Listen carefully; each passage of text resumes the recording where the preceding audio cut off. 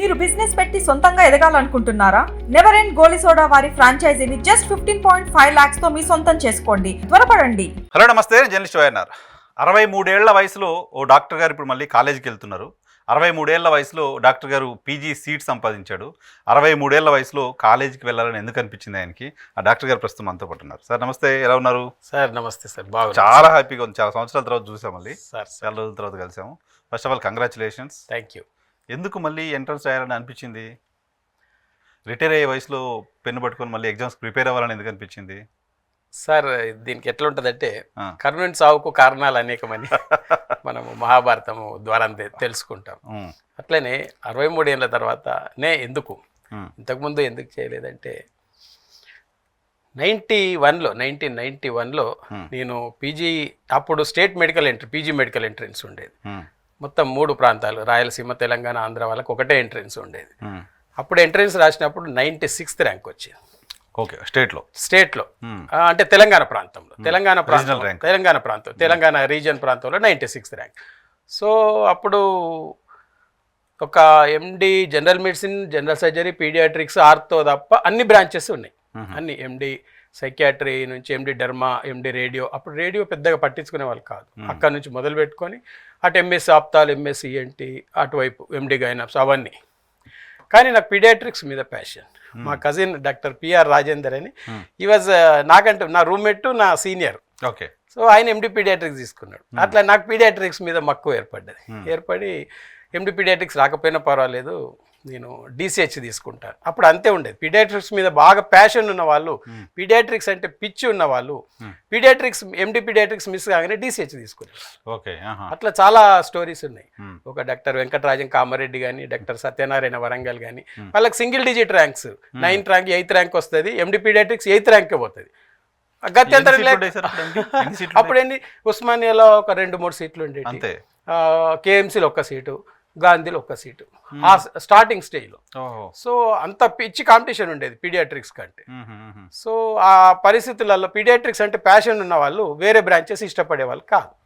So ఆ పరిస్థితులలో నేను డిసిహెచ్ఏ ఇష్టపడ్డాను. ఇంకొక కారణం ఏంటంటే, డిసిహెచ్ టీచింగ్ సైడ్ నేను మా ప్రొఫెసర్లను వాళ్ళని వీళ్ళని చూశాను. వాళ్ళు టీచింగ్ సైడ్ ఉండి ఇటు ప్రైవేట్ ప్రాక్టీస్ 2 బ్యాలెన్స్ చేయలేక నలిగిపోతున్న వాళ్ళని చాలా మందిని చూశాను. సో అప్పుడే ఒక రకమైన విరక్తి ఏర్పడ్డది టీచింగ్ సైడ్ అంటే. వద్దులేండి, కష్టపడుతున్నారు వాళ్ళు, 2 బ్యాలెన్స్ చేయలేక కష్టపడుతున్నారు, 2 ఓడల మీద పయనం లాగుంది వాళ్ళకు.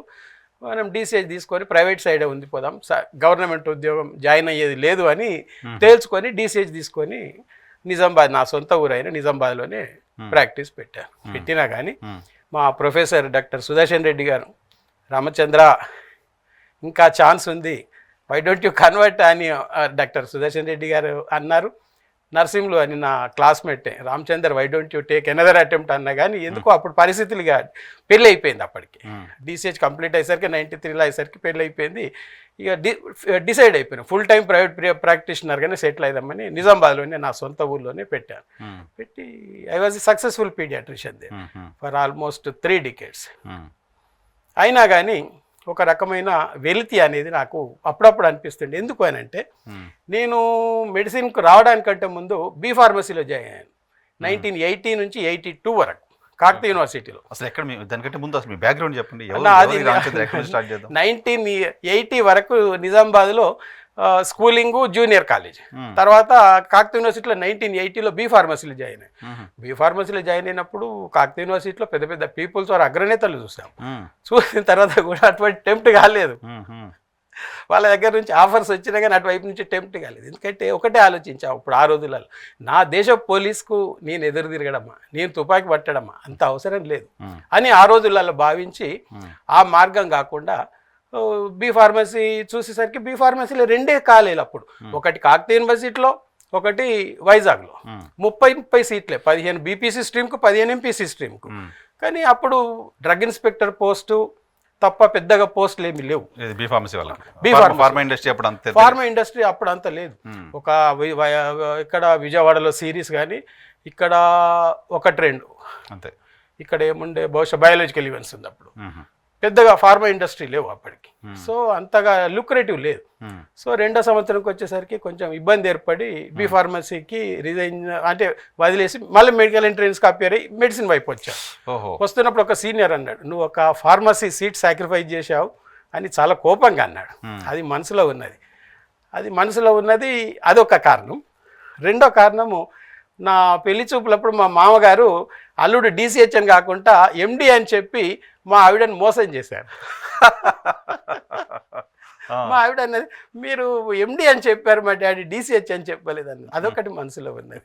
సో ఇదొకటి, ఈ రెండు కారణాలు కూడా నా మనసులో అప్పుడప్పుడు మెదులుతూ ఉండే. సో ఈ రెండు కారణాలు, ఒకటి 30 ఏళ్ళ సర్వీస్ తర్వాత కొంచెం ఫ్రీగా లీజర్గా అయిపోయాను. అంటే ఇప్పుడు ఏమైందంటే తెలంగాణ రాష్ట్రంలో అనే కాదు, ఆంధ్రప్రదేశ్లో అనే కాదు, దేశవ్యాప్తంగా పుట్టగొడుగులాగా మెడికల్ కాలేజీలు పుట్టుకొస్తున్నాయి. 33 జిల్లాలలో చిన్న ఇప్పుడు మన తెలంగాణలో ఉన్న 33 జిల్లాలు రెవెన్యూ డివిజన్ల స్థాయి జిల్లాలు, చాలా మట్టుకు చిన్న జిల్లా. ఒక జిల్లానైతే చూస్తే ఒక అసెంబ్లీ కాన్స్టిట్యున్సీ ఉంటుంది, ఒక డిగ్రీ కాలేజ్ ఉంటుంది. అట్లా 33 జిల్లాలలో 33 ప్రభుత్వ వైద్య కళాశాలలు. అంత అవసరం లేదు, దాదాపు మీరు లెక్కేయండి 30 వరకు ప్రైవేట్ మెడికల్ కాలేజీలు ఉంటాయి. సో ఇది పరిస్థితి. పుట్టగొడుగులాగా వైద్య కళాశాలలు పుట్టుకొచ్చిన తర్వాత వైద్యుల పరిస్థితి ఏ రకంగా తయారవుతుందంటే, రేపు క్లర్క్ పోస్టులకు, కానిస్టేబుల్ పోస్టులకు, క్లాస్ 4 గురించే మాట్లాడుతున్నాను, నేను పెద్దగా మాట్లాడతలే, క్లర్క్ పోస్టులకు, కానిస్టేబుల్ పోస్టులకు, ప్యూన్ పోస్టులకు గనక ఎగ్జామ్స్ పెడితే MBBS డాక్టర్లు కూడా అప్లై చేసుకుంటారు. కొన్ని రాష్ట్రాలలో జరుగుతుంది. ఇంజనీరింగ్ స్టూడెంట్స్ అట్లా అయిపోయారు కదా, ఇంజనీరింగ్ స్టూడెంట్లు BE బీటెక్లు కాస్త BA బీకామ్ లాగా ఆఫీస్ బాయ్గా చేస్తున్న వాళ్ళు, ఆఫీస్ బాయ్గా MTech చేసిన వాళ్ళు హోంగార్డ్గా చేస్తున్నది ఇన్స్టాన్సెస్ ఉన్నాయి. సో చాలా దారుణమైన పరిస్థితి. WHO ఏదైతే రేషియో కోరిందో, WHO మించిన రేషియో మనము ఈరోజు భారతదేశంలో ఉంది. ఇప్పుడు ఇంకా అసలు కమింగ్ 5 years 75,000 మెడికల్ సీట్లు, 75,000 మెడికల్ సీట్లు. ఇవి ఏంది, ఎవరు అడిగారు మిమ్మల్ని? అంటే క్వాలిటీ ఉండట్లేదు. నేను రాష్ట్ర ప్రభుత్వాన్ని, కేంద్ర ప్రభుత్వాన్ని అడిగేది, మిమ్మల్ని ఎవరు అడిగారని మీరు ఇస్తున్నారు? మీరు విచ్చలవిడిగా ఉదారంగా ఎవరిని ఉద్ధరించడానికి ఇస్తున్నారు? ప్రైవేట్ యాజమాన్యాలను ఉద్ధరించడానికి ఇస్తున్నారా? మీరు ప్రభుత్వ వైద్య కళాశాలలు తీసుకోండి, రాష్ట్రంలో కానీ దేశంలో కానీ అన్ని దొంగ వేలు ముద్రలతో నడిపిస్తున్నారు. False biometric, pseudo biometric, cheating టైప్గా నడిపిస్తున్నారు. ప్రభుత్వ వైద్య కళాశాలలు తీసుకోండి, ఎక్కడ సరిపడా స్టాఫ్ లేరు. MD సీట్లు, మీరు వైద్య కళాశాలలో MD సీట్లు ఇస్తున్నారు, అక్కడ అసిస్టెంట్ ప్రొఫెసర్ లేరు. కొన్ని సబ్జెక్టులలో, కొన్ని కాలేజీలలో ట్యూటర్లు టీచ్ చేస్తున్నారు. ఎవరిని చీట్ చేయడానికి, ఎవరిని మోసగించడానికి ఇంతేసి మీరు ఇన్ని వైద్య కళాశాలలు, ఇన్ని సీట్లు ఏ ప్రాతిపదికన చేస్తున్నారు? చాలా దారుణమైన విషయం, చాలా బాధాకరమైన విషయం. ప్రభుత్వం ఇప్పటికైనా కళ్ళు తెరిచి ప్రజల కళ్ళల్లో కారం కొట్టి, మేము ఉదారంగా మెడికల్ కళాశాలలు ఇస్తున్నాం, ఉదారంగా మెడికల్ సీట్లు ఇస్తున్నాం, అవసరం లేదు, మీరు ఉదారంగా ఇవ్వాల్సిన అవసరం లేదు, ఉన్నదానికంటే ఎక్కువ. క్వాలిటీ పీపుల్ లేరు, క్వాలిటీ స్టడీస్ లేదు, క్వాలిటీ ఎడ్యుకేషన్ లేకుండా ఉత్తుత్త డిగ్రీలు ఇచ్చి మీరు దేశం మీద వదిలేస్తే అది కౌంటర్ ప్రొడక్టివ్ అవుతుంది. సో ఇప్పుడు మీరు PG రాయాలనుకున్నప్పుడు ఫార్మకాలజీకి ఎందుకు వెళ్ళాలనుకున్నారు? కారణాలు చెప్పి, అయితే ఒకటి, బాగా ప్రైవేట్ లోపల కూడా బాగా కాంపిటీషన్ బాగా అయిపోయింది. ఏమవుతుందంటే ఈ single doctor nursing homes, single doctor clinics perish అయిపోతాయి రాను రాను. కార్పొరేట్ వాళ్ళు, మార్కెటింగ్ చేసేవాళ్ళు, 50-60% కమిషన్లు ఇచ్చేవాళ్ళు, ఇవి మాత్రమే సర్వైవ్ అవుతాయి తప్ప ఇక వేరే వాళ్ళు సర్వైవ్ అయ్యే పరిస్థితి లేదు. సో నేను 30 ఏళ్ళ కిందట నేను ప్రాక్టీస్ మొదలు పెట్టినప్పుడు I was very happy, damn happy. కొన్నిసార్లు కోరుకునే వాళ్ళం, ఇక్కడికైనా కాన్ఫరెన్స్ పోదామంటే పోనిస్తలేరు, ఎప్పుడు చూసినా పేషెంట్లు ఉంటున్నారు, మన ఫేస్ వాల్యూ చూసి వస్తారు, ఇంకొకరిని పెడితే నమ్మే పరిస్థితి ఉండదు. ఇప్పుడు ఆ పరిస్థితి లేదు, ఇప్పుడు హాయిగా రిటైర్మెంట్ ఫీలింగ్ ఉంది. కానీ రిటైర్మెంట్, ఎట్లాంటి రిటైర్మెంట్ ఫీలింగు, నా రిటైర్ అయిన మిత్రులను చూస్తుంటే ఆ సిక్నెస్, ఆ బోర్డమ్ నాకు వచ్చేస్తుంది. కానీ ఎనర్జీ ఉన్నది, ఇంకా ఏమైనా చేయగలమా, ఇంకేమైనా చేద్దామా అని ఉన్నది. అంతేగాని రిటైర్ అవుతున్నామనే ఫీలింగ్ డైజెస్ట్ చేసుకోవడం కష్టమవుతుంది. నా మిత్రులు కొందరు పోయారు పైకి, ఉన్న వాళ్ళు షుగర్ బీపీలతో సతమవుతున్నారు. వాళ్ళని చూస్తుంటే ఇంత బోర్డమ్ అయిపోయింది. అంటే ప్రభుత్వ సర్వీస్ నుంచి రిటైర్ అయిన వాళ్ళని నేను రోజు మార్నింగ్ వాక్లో చూస్తుంటే నా ప్రైమరీ స్కూల్ క్లాస్మేట్స్ కూడా ఉన్నారు, కాలేజ్ క్లాస్మేట్స్ కూడా ఉన్నారు. ఇది కాదు పద్ధతి, మనం కూడా వీళ్ళలాగా డల్ అయిపోయి అందరూ బ్రేక్ తీసుకోవాలి. అది ఇక్కడ now I should start A second innings అని చెప్పేసి ఇక ఇది కాదు. డాక్టర్ సంగారెడ్డిలో డాక్టర్ చక్రపాణి అని ఒక మిత్రుడు ఉన్నాడు. ఒక 45 ఏళ్ళ నుంచి నన్ను ఊకే స్టిమ్యులేట్ చేస్తూ ఉన్నాడు. సార్ ఈ ఎంట్రన్స్ మా దగ్గర డ్యూటీ డాక్టర్లు రాశారు, ఇవి క్వశ్చన్స్ వచ్చినాయి అని నన్ను స్టిమ్యులేట్ చేయడం. అట్లా ఆయన దీన్ని నాకు అంటించాడు. అంటించేసరికి ఇక నేను కూడా సరే దీన్ని ఒక పట్టు పడదామనేసరికి ఇంకా నాకు తెలిసింది ఏంటంటే హైదరాబాద్లో ఒక వైద్యుడు ఉన్నారు, పిల్లల doctor. Every time he appears for super speciality entrance, he will get rank within 10th rank, but he will not join the DM course. నేను అనుకున్నాను మనమే కాదు ప్రపంచంలో మన బొట్టోళ్ళు చాలామంది ఉన్నారు. ఇంకొక విషయం తెలిసింది ఏంటంటే ఒక బ్యాంక్ ఉద్యోగి రిటైర్ అయినాక, అంటే 60 ఏళ్ళకు బ్యాంక్ ఉద్యోగులు రిటైర్ అవుతారు. రిటైర్ అయిన తర్వాత ఆయన అప్పుడు ఎంబీబీఎస్ చదవాలని ఉండేనట. ఆయనకు అప్పుడు అవసరాల రీత్యా బ్యాంక్ ఉద్యోగంలో జాయిన్ అయ్యాడు.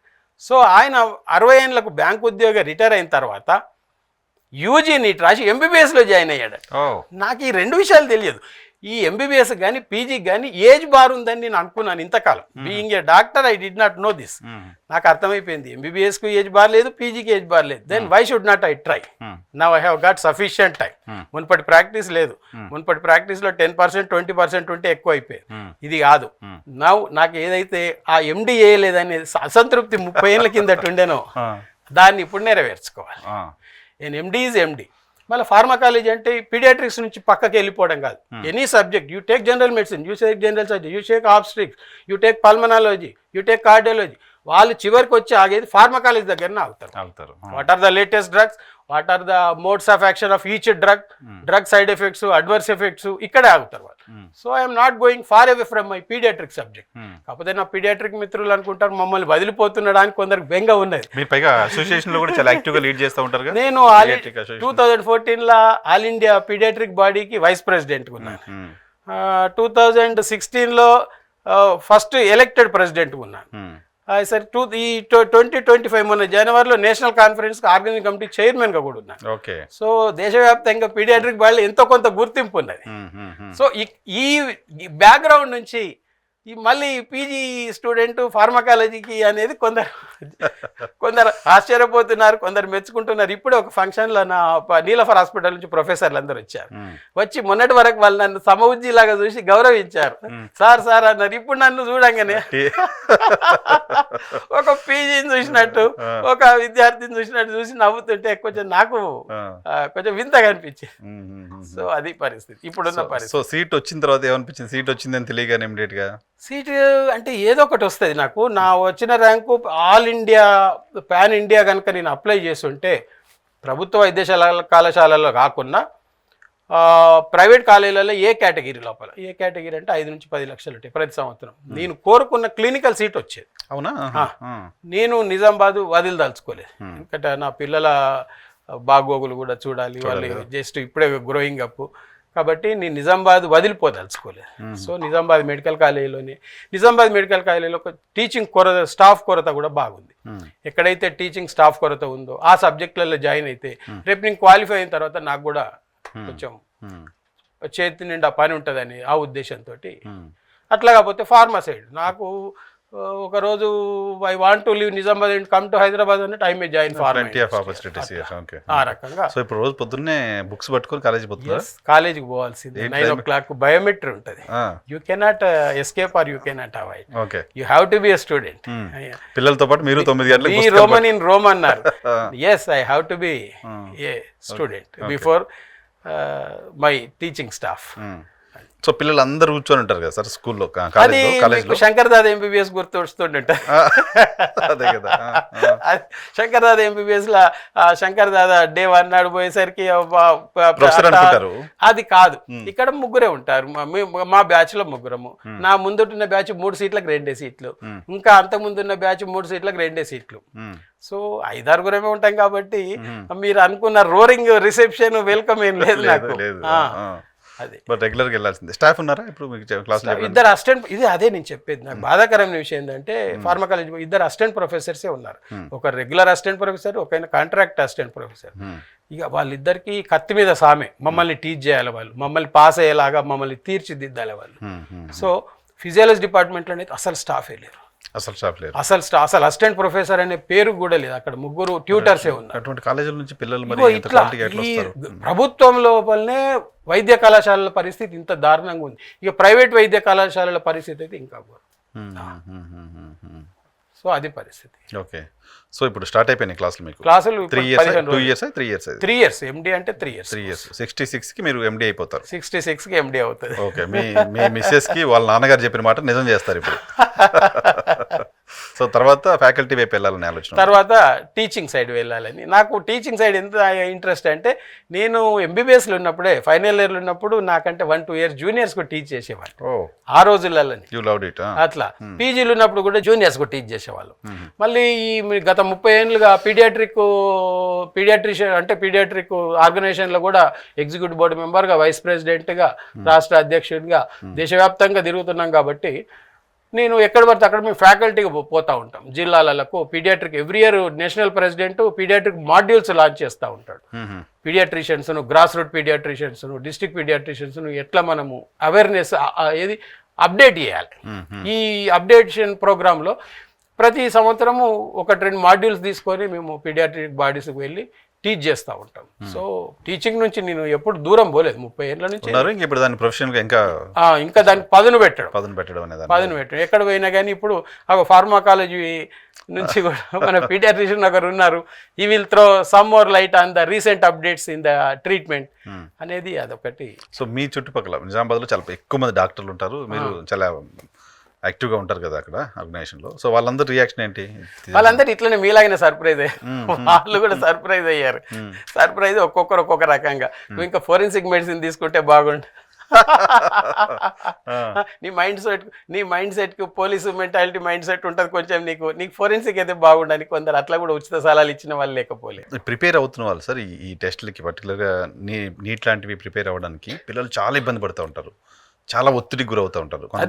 మీరు అడిగిన దాంట్లో ఒక ముఖ్య కారణము why did you prepare at this stage అంటే, నా ఫ్రెండ్ ఒకడు ఉన్నాడు, చనిపోయాడు. ఆయన కూతురు కొడుకు ఇద్దరు 2-3 ఏళ్ళుగా కుస్తీ పడుతున్నారు పీజీ నీట్. అసలు కారణం నేనన్నా, నేను కూడా ప్రిపేర్ అవుతాను మీతో పాటు, నీకు ఎందుకు వస్తలేదు సీటు, నేను కూడా ప్రిపేర్ అవుతాను మీతో పాటు, చలో నేను కూడా ప్రిపేర్ అవుతాను, లెట్ అస్ సీ అని నేను, నా మిత్రులు వాళ్ళిద్దరు, ఇంకా నా తోటి మిత్రులు పీడియాట్రిషియన్లు, డాక్టర్లు ఎవరు వాళ్ళ పిల్లలు అందరికి చెప్పేసాను నేను కూడా ప్రిపేర్ అవుతున్నాను, ఈసారి నేను కూడా రాస్తున్నాను పీజీ చూసుకుందాం. ఈసారికి జరిగింది ఏంటంటే, వాళ్ళందరికీ నాకంటే ఎక్కువ ర్యాంక్ వెనక్కే పోయారు వాళ్ళు. కొందరు క్వాలిఫై కాలేదు, కొందరు నా తర్వాత ర్యాంక్స్ ఉన్నారు. అంటే ఈ రోజులల్లో పిల్లలు ఒకటే చూస్తున్నారు, మీ దగ్గర అమ్మ నాన్న దగ్గర డబ్బులు ఉన్నాయి కదా మీరు కట్టేయండి మేము చదువుతాం, ఏ క్యాట్ కట్టేయండి, బి క్యాట్ కట్టేయండి, మీ దగ్గర డబ్బులు ఉన్నాయి కదా మేము చదువుతాం. కష్టపడే తత్వము అనేది లేదు ఈ రోజులలో. చాలా ఇంజనీరింగ్ కాలేజీలు కూడా మనం చాలా చూస్తున్నాం. ఎక్కడ చదువుతున్నాడు మీ పిల్లగాడు అంటే, ఫలానా ఇంజనీరింగ్ కాలేజ్ పేరు చెప్పేస్తారు, ప్రైవేట్ కాలేజ్ పేరు చెప్తారు. ఉస్మానియా ఇంజనీర్, మా అప్పుడు 1980sలో ఇంజనీరింగ్ అంటే ఉస్మానియా ఇంజనీరింగ్ కాలేజా, జేఎన్టీయా, ఈ రెండే. మూడో పేరు వినబడేది కాదు. లేకపోతే ఆర్ఈసి వరంగల్, ఈ మూడే. లేకపోతే ఐఐటీసా. ఇక ఐఐటీస్ అంటే వాళ్ళు ఆకాశం మీద నుంచి ఊడిపడ్డట్టు అంత క్రీమ్ వాళ్ళు. అప్పుడు ఆ జమాన్లో ఐఐటీస్ అంటే జిల్లాకు ఒక్కడు ఉండేటోడు కాదు. సో ఈ పరిస్థితి ఇప్పుడు ఏర్పడ్డది. ప్రతి వాళ్ళు ఎక్కడ చేస్తున్నారు, మీ అబ్బాయి ఏం చేస్తున్నాడంటే ఇంజనీరింగ్ చదువుతున్నాడనో, ఫార్మసీ చదువుతున్నాడనో, అగ్రికల్చర్ ఎక్కడ చదువుతున్నాడంటే ప్రైవేట్ ఇంజనీరింగ్ కాలేజ్. మేము కడుతున్నామండి. ఎట్లా కడుతున్నారు మీరు? ఒక్క జీతము తప్పదు కదా, ఆస్తులేమో తనఖా పెట్టో, ఎడ్యుకేషన్ లోన్ తీసుకోను, ఈ రకమైన పరిస్థితి. అంటే ఈ రోజులలో పిల్లలు చాలా క్యాజువల్ అయిపోయారు, చాలా తల్లిదండ్రుల మీద అనూహ్యమైన బర్డెన్ వేస్తున్నారు. సో ఈ కాంపిటేటివ్ స్పిరిట్ అనేది వాళ్ళ లోపల వెళ్ళిపోయింది. వాళ్ళు ఎంతసేపు డైవర్ట్ అవుతున్నారు. సోషల్ మీడియా డైవర్షన్ బాగా అయిపోయింది. ఫ్రెండ్స్ ఎట్లా చెప్తే అట్లా వింటున్నారు. ఫ్రెండ్ వాడు బీటెక్ కాగానే వాడు యూఎస్ పోతున్నాడంటే మనం కూడా యూఎస్ పోవాలి. తల్లిదండ్రులతో 50 లక్షలు, ₹1 కోటి ఖర్చు చేయించి మనం కూడా యూఎస్ పోవాలి. వాడు పోతున్నాడు, నా ఫ్రెండ్ సర్కిల్ మొత్తం పోతున్నారు, నేను కూడా పోతాను. ఈ రకంగా చూస్తున్నాం మనం. మళ్ళీ అందరు ఎట్లా పోయిన వాళ్ళు అట్లా మళ్ళీ వాపస్ వస్తూ ఉన్నారు, లేకపోతే అక్కడ సెటిల్ అవుతలేరు. నా ఒక ఫ్రెండ్ కొడుకు అయితే గత 10 సంవత్సరాలు అయింది పోయి, వాడు గిలగిల కొట్టుకొని మళ్ళీ రిటర్న్ అవుతున్నాడు. సో ఇప్పుడు ప్రిపేర్ అవుతున్న పిల్లలకి మీరు సలహా చెప్పండి. మీరు ఒక అడ్వైస్. ఇప్పుడు ప్రిపేర్ అవుతున్న పిల్లలకి చిత్తశుద్ధితోటి ప్రిపేర్ కావాలి. 20 సబ్జెక్టులు నేను చదివాను అనాటమీ నుంచి ఆబ్స్టిక్ దాకా నేను 6 నెలలు చదివాను. నేను కూర్చొని చదివాను. కూర్చొని చదివితే కూర్చోండి జాయింట్స్ ప్రాబ్లమ్స్ వచ్చినాయి. మళ్ళీ కుర్చీ మా ఆవిడ చూసి కుర్చీ మార్చేసి గిఫ్టెడ్ మీ చైర్, ఈ కుర్చీ తీసేసి మొత్తం ఈ కుర్చీ చెడిపోయిందని కొత్త కుర్చీ gifted. Then I got recovered and started. అట్లా అంత కఠోరంగా చదివితే తప్ప రోజుకు 12 నుంచి 16 గంటలు చదివితే తప్ప యూ కెనాట్ అచీవ్ సక్సెస్. చిత్తశుద్ధి, నో డిసిప్లిన్, ఖచ్చితంగా ప్లాన్డ్గా, ఏదో 16 గంటలు బుక్ ముందట వేసుకొని ఎవరికొరకో చదువుతున్నట్టు కాదు. ఒక ప్లాన్గా, ఒక పకడ్బందీ, ఒక బిజినెస్ అవుట్లుక్ తోటి ఏ సబ్జెక్ట్లో ఎన్ని మార్కులు ఉంటాయి, ఎక్కడెక్కడ రెగ్యులర్ క్వశ్చన్స్ ఎక్కడి నుంచి వస్తాయి, అంతా క్యాల్కులేటెడ్గా అనాలిటికల్గా బుర్ర ఉపయోగించి చదవాలి. ప్లాన్డ్గా ఉండాలి. Otherwise you won't achieve success. నేను ఒక 10 క్వశ్చన్ల వరకు తెలిసి రాంగ్ చేసిన, ఎంత బాధపడ్డాను ఎంట్రన్స్ అయినాక. అట్లా ఆ రకంగా ఉంటుంది. మీకు అంత టైం ఎక్కడ దొరికింది సార్? టైం అంటే ఇప్పుడు నేను చెప్తున్నాను కదా, గతంలో ఉన్న ప్రాక్టీస్ ఇప్పుడు అంతగా లేదు. కానీ ప్రాక్టీస్ లేకపోయినా వస్తూనే ఉంటారు, డిస్టర్బ్ చేస్తూనే ఉంటారు, అయినా తీయాల్సిందే. That is determination. నన్ను ఎవరో డిస్టర్బ్ చేస్తున్నారు, we have to cut short.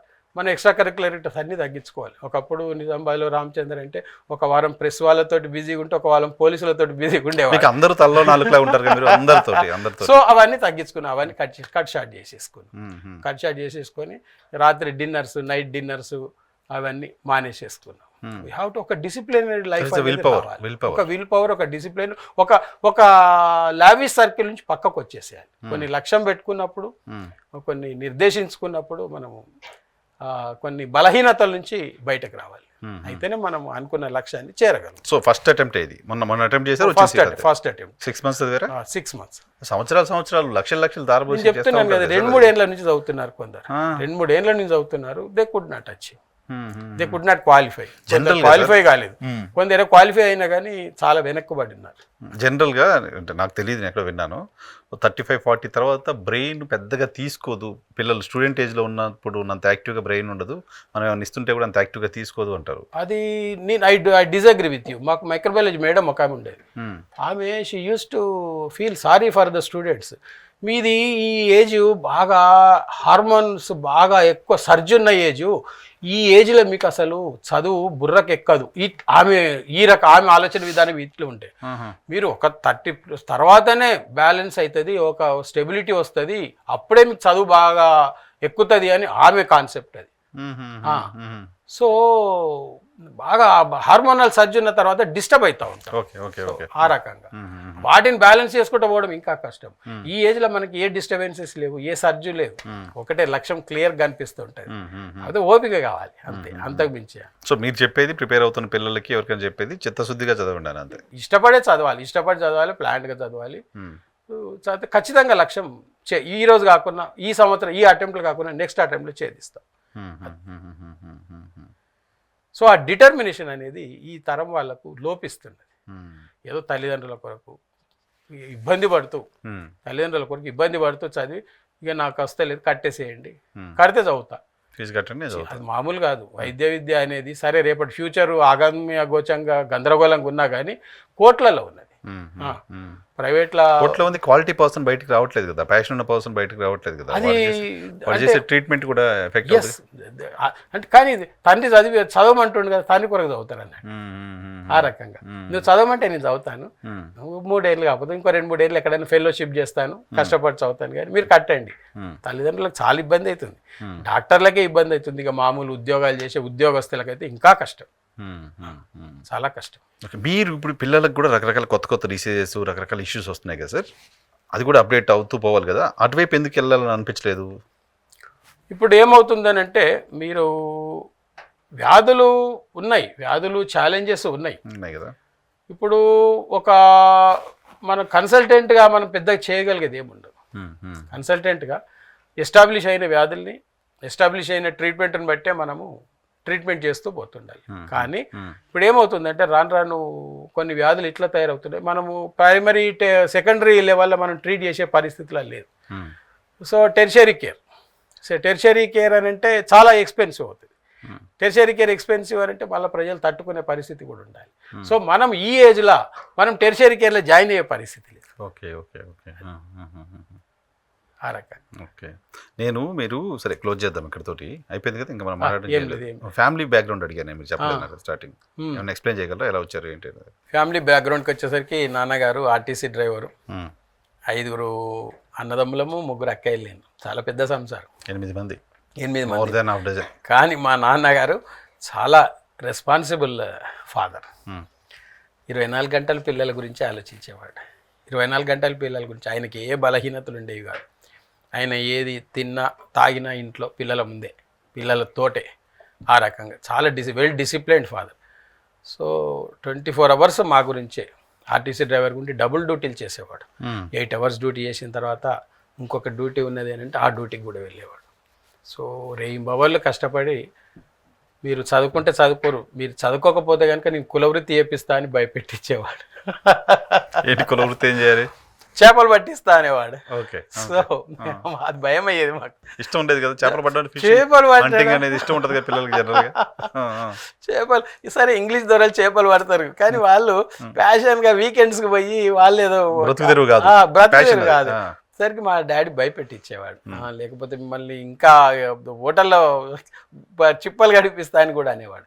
So ఆ రకంగా మా ఫాదర్ మమ్మల్ని మైల్డ్గా కరెక్ట్ జెంటిల్గా వార్ని చేసేవాడు మమ్మల్ని. సో దాంతో ఒళ్ళు దగ్గర పెట్టుకొని కష్టపడి, బాగా కష్టపడి చదివిన నేపథ్యంలో మా పెద్దన్న జెడ్పీ సిఇఓగా రిటైర్ అయ్యారు.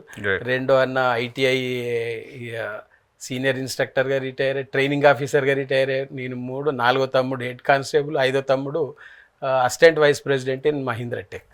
సో ఈ రకంగా మేము 5 అన్నదమ్ములము. అంటే ఆయన డిసిప్లిన్ మీరు కష్టపడి చదువుకోవడం దట్ హాజ్ మోటివేటెడ్ అస్. నేను బీ ఫార్మసీలో జాయిన్ అయిన తర్వాత మెడిసిన్కు 2 ఏళ్ళ తర్వాత షిఫ్ట్ అయ్యేసరికి మా పెద్దన్న రిటైర్డ్ జెడ్పీసీఓ సత్యనారాయణ గారు, ఆయన నాకు బాగా హెల్ప్ చేశారు. With his encouragement and blessings I could complete my medicine. ఆ రకంగా ఒక ఫాదరు అత్యధిక భారం ఉన్నా కానీ ధైర్యం కోల్పోకుండా ఎడ్యుకేషను, పిల్లల్ని తీర్చిదిద్దడము అనేది ఒక డిసిప్లైన్డ్ ఫాదర్ ఉండడం వల్ల మేము ఈరోజు 5 అన్నదమ్ములు ఇంత కంఫర్టబుల్గా సెటిల్ అయ్యాం. సర్వీస్ చేశారు సొసైటీకి, అందరూ సొసైటీకి సర్వీస్ చేసే సెక్టర్లోనే ఉన్నారు. అట్లా ఎడ్యుకేషన్, పాలనా వ్యవస్థలో, పోలీస్ డిపార్ట్మెంట్లో, డాక్టర్స్గా. ఓ ఆర్టీసీ డ్రైవరు ఓ డాక్టర్ని చేయగలిగాడు, కానీ ఓ డాక్టర్ ఇంకో డాక్టర్ని తయారు చేయలేకపోతున్నాడు ఇప్పుడు. అది పరిస్థితి. అయితే ఇంత పరిస్థితిలో కూడా మా నాన్నగారు ఒకసారి దొరగారు ఎండీగా ఉన్నప్పుడు దొరగారి దగ్గరికి తీసుకెళ్లారు, హెచ్జే దొరగారి దగ్గరికి. మా అబ్బాయి సార్ మెడిసిన్ కంప్లీట్ చేశారు, ఆర్టీసీ ఎండీగా ఉండి ఉద్యోగం చేస్తా అంటున్నాడు అంటే దొరగారు ఒక చూపు చూసి సరే పో అని అన్నాడు. 6 నెలలకు ఆయన అపాయింట్మెంట్ ఆర్డర్ పంపించారు. కానీ నాకు పీజీ చేయాలని ఉండడం వల్ల, నాకు పీజీ సీట్ వస్తుందని నమ్మకం ఉండడం వల్ల నేను ఆ జాబ్లో జాయిన్ కాలేదు. లేకపోతే నేను ఒక ఆర్టీసీ మెడికల్ ఆఫీసర్గా రిటైర్ అయ్యేవాడిని. Okay okay okay okay right sir. చాలా హ్యాపీగా ఉంది మిమ్మల్ని ఇలా చూడడం సార్. చాలా చాలా చాలా హ్యాపీగా ఉంది sir. All the very best. Thank you. ఇది రామచంద్ర గారికి సంబంధించిన సక్సెస్ స్టోరీ. రామచంద్ర గారు సరే ఆయన ఇప్పుడు 63 years, 3 years తర్వాత కంప్లీట్ చేస్తారు, తర్వాత ఫ్యాకల్టీగా ఉంటారు, ఇంకా సర్వీస్ చేస్తారేమో. కానీ ఈయన అచీవ్ చేసింది చూసిన తర్వాత డెఫినెట్గా చాలామంది పిల్లలు మోటివేట్ అవ్వాలని కోరుకుంటున్నాను, మోటివేట్ అవుతారని ఆశిస్తున్నాను. Thank you.